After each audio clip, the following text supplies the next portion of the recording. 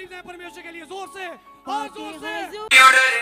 Hallelujah. दोस्तों, कल रात बटाला में ग्लोबल क्रिश्चियन कम्युनिटी के अध्यक्ष ब्रदर जितेंद्र मसीह के द्वारा एक बहुत बड़ी सभा रखी गई, जिसमें हजारों लोग शामिल हुए। इस सभा में ब्रदर जितेंद्र मसीह का स्वागत मालाओं के द्वारा खूब जोर से किया गया। साथ ही अध्यक्ष जी ने बताया कि कुछ ग्लोबल क्रिश्चियन कम्युनिटी में नई नियुक्तियां भी की गई हैं।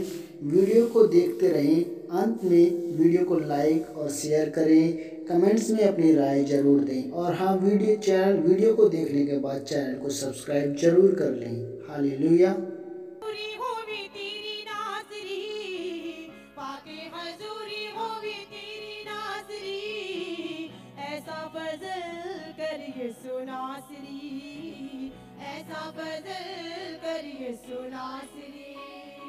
पाके हजूरी हो भी तेरी नासरी, पाके हजूरी हो भी तेरी नासरी, पाके हजूरी